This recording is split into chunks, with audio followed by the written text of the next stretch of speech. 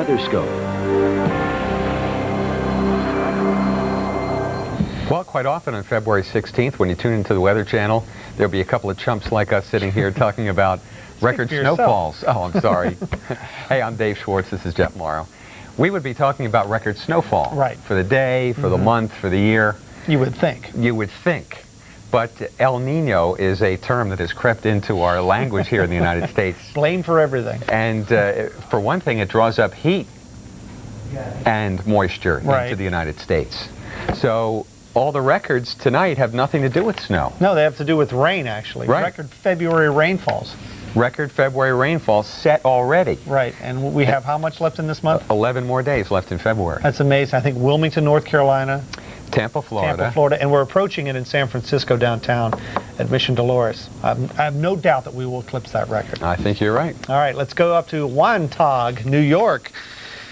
Wasn't there a song? A Wantagh? No, Wantagh, America. Yeah, exactly. But this is out on Long Island where the wind and the rain were wreaking havoc, particularly the wind. You can see some trees down there and some power outages as well.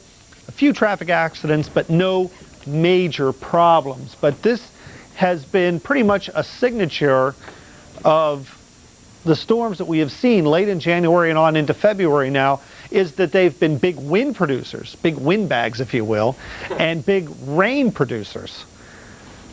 Unlike us, Dave, we're not big windbags. Dave was laughing off camera there. And not much snow, really. And with an exception, I remember one of these storms came up and there was just enough cold air in the mountains that it snowed like crazy to the tune of 40 inches out of West Virginia. Not this one. This one is mostly rain, folks, and you can see why. Pittsburgh's 42, Elkin's 42, 50 in Philly, 44 in New York, 35 in Boston. It is mixing with a little snow there, but it's not sticking at 35 degrees. 34 in Albany. The only place it's cold enough to support accumulating snow is up here in central and northern, particularly northern New England. But the high winds have really been a problem today. Lots of trees down, some power outages. I know there's been some bad wind in central and western PA. Also, as we headed on up into New England, we showed you a little bit of that damage out there on eastern Long Island. And when you combine that with the temperature, of course, it feels a lot colder. 11 in Boston, 12 in Burlington. Again, a lot of what you're looking at here is rain. But we did have some snow to talk about, a little bit, at least at the beginning, and that's in Worcester, Massachusetts. We have some pictures to show you here. Our Weather Channel crew, headed up by Jim Cantori, they're reporting live from Worcester earlier. And indeed, it was about a quick 1 to 2 inches of snow there in town. Then it went over to kind of a sleet, freezing rain mixture, and looks like it'll be going to all rain. A lot of that snow actually may be washed away by this time tomorrow night.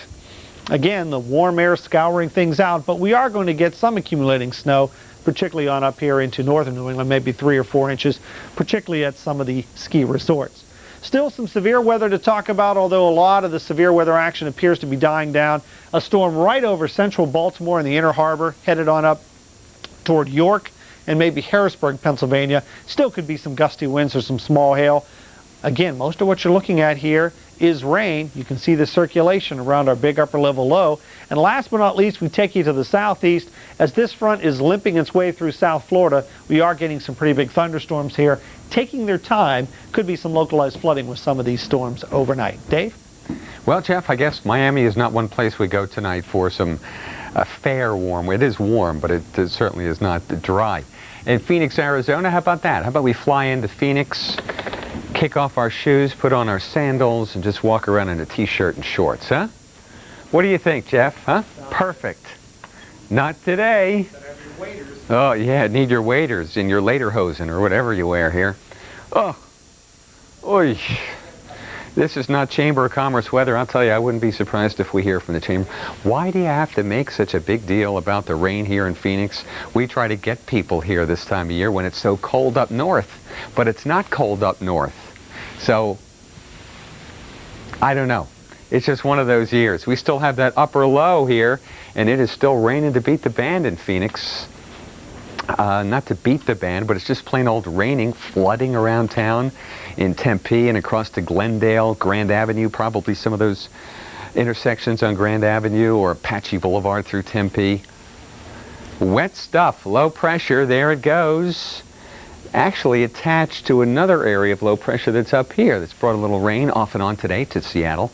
Light snow falling in Salt Lake City at the present time. You can see this moisture. This storm is really dying as it moves into a very short wave ridge of high pressure over the northern plains and Canada.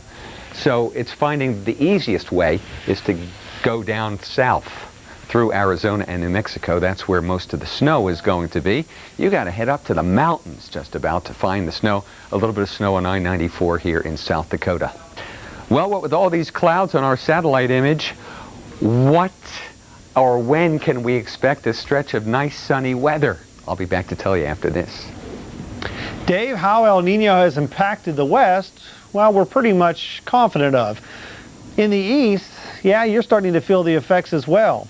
Meteorologist Kevin Roth tells us why in tonight's El Nino Focus.